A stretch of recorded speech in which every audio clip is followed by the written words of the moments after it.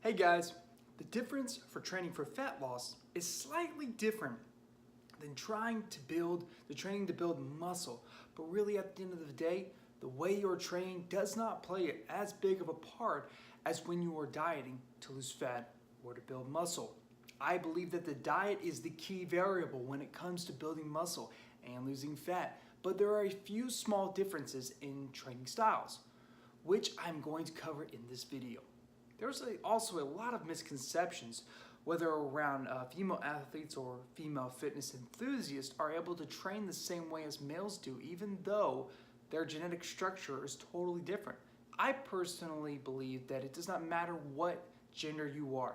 Yes, there are a few small differences between the way males and females train because generally they have different body goals. But training for fat loss and training for muscle gain for both men and women can be covered at the same time. I'm going to go over how you should train to build muscle, then I'm going to go over how to train to lose fat and summarize the differences of mainly the similarities between the two. Training to build muscle is probably one of the easiest and hardest things to do in the bodybuilding world. The reason is because you will work out for a period of time and then plateau. After breaking through so many plateaus, it can be hard to figure out what will develop more muscle for your body. And that is why it's always good to implement drop sets, giant sets, rest pauses, and pause reps. Little tricks like this can create so much more intensity on the muscle. Now, to build muscle, you need to train hard and train smart and eat at the right amount of protein and carbs for your body type. You need to destroy your muscles in the gym. Create as many tears in the muscle as you can, and that will allow the food you are eating to be absorbed by the broken down muscle, and then the muscle will build back bigger and stronger. Intensity is the big key when it comes to building muscle. When you are training, you need tunnel vision focus. You need to shut everything else in the world, in your life, off. Put the headphones in your ears and train like you actually want to grow. Thinking about the muscle is another great way to stimulate more growth because you will start putting more tension on that muscle and work it to failure. And that's the goal. I don't say this to put other people down, and I'm sure you have all seen it before as well. People on their phones talking to friends in between sets, just casually going through the motions during their workouts. Don't let that person be you.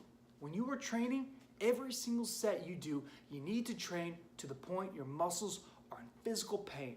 If you are training biceps, I want you to push yourself every single set until it feels like your biceps are about to explode. You just push and you push and you push until you literally cannot lift any more weight. I know I am blowing this up and dramatizing it, but seriously, the harder you train, the more tears in the muscles you create, the bigger they're going to grow. It is that simple. Your body doesn't know if you have used drop sets, and your body doesn't know if you have used supersets. Your body couldn't care less about how you create the tears. All that matters is that you create them. You need to fail in the rep ranges from 8 to 15 of reps. You need to train with all the passion, intensity, and heart you have, and you need to eat and sleep to recover. Repeat this week after week, month after month, and I promise you will see some serious gains. There are training techniques like progressive overload, which is where you gradually increase the amount of stress placed upon the body during weight training when using the technique. Now, progressive overload, your aim is to lift heavier and heavier in weight each set and each week. You want to be trying to set new personal best. So yes, progressive overload is going to help break down the muscles faster. You could also argue that compound movements increase muscle growth more than isolation exercises do, which again is 100% correct. However, the only issue I have with this, and really it is not a big issue at all because both training techniques are correct, but all these techniques I also use when I am cutting. Not just when I am trying to build muscle. Your training style can stay exactly the same whether you are trying to build muscle or dropping body fat. You could seriously argue a million different things about a million different training techniques, but at the end of the day, your diet is what is going to determine whether you are building muscle or losing fat. Every workout I ever do and every workout you ever do should always be different. Sometimes I do compound movements, sometimes I do isolation exercises, and then sometimes I'll even throw in some progressive overload, and then sometimes I'll do drop sets and supersets. Everything's correct. They all work. They all shock the body into stimulating muscle growth. Now, the way you actually drop fat is by burning more calories on a daily basis than what you are consuming.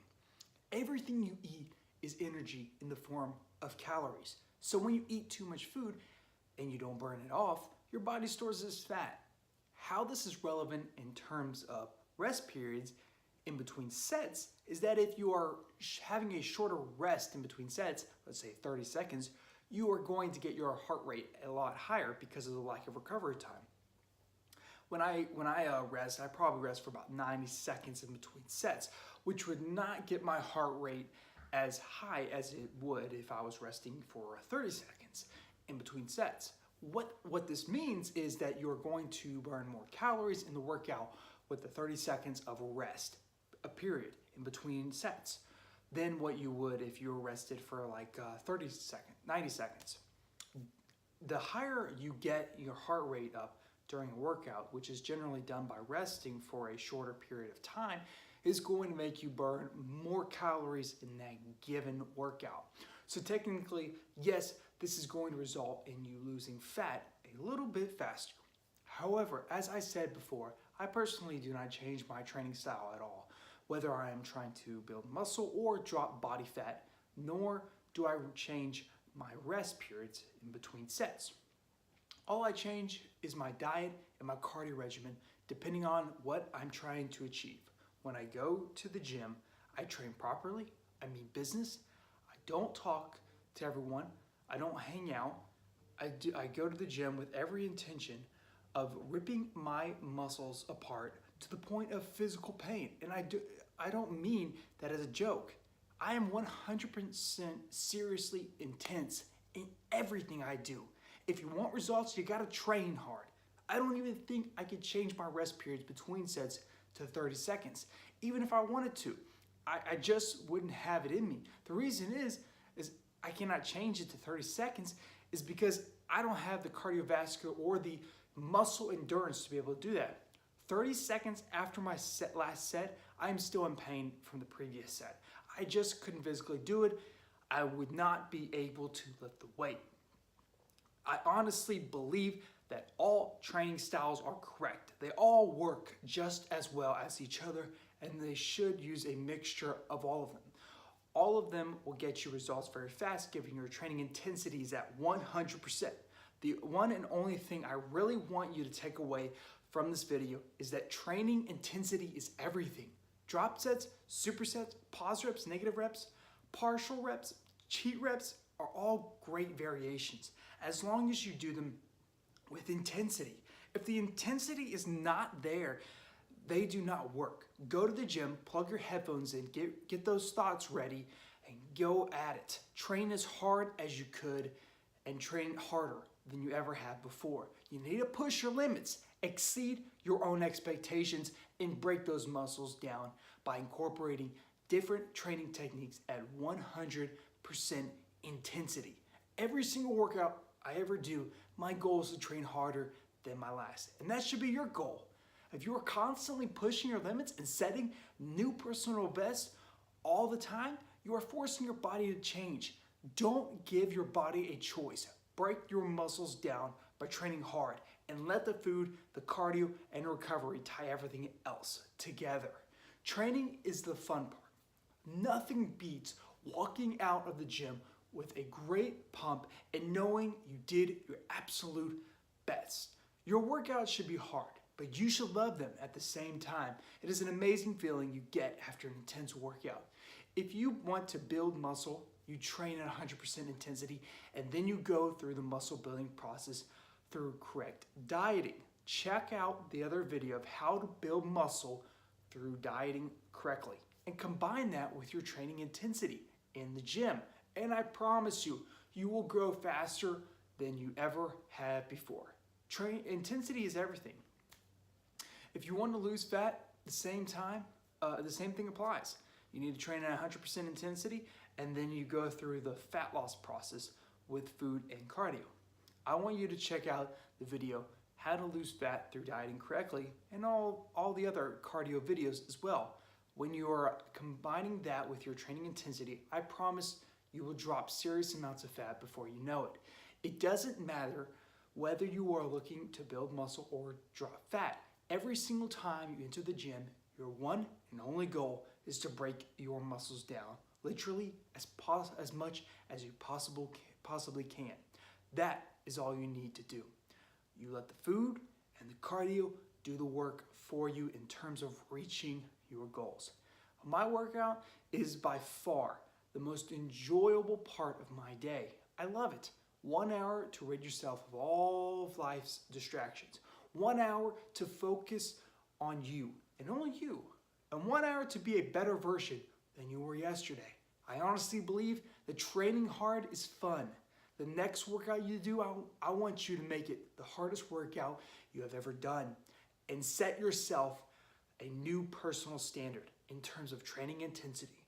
Once you set this standard, your new goal is to never fall below it.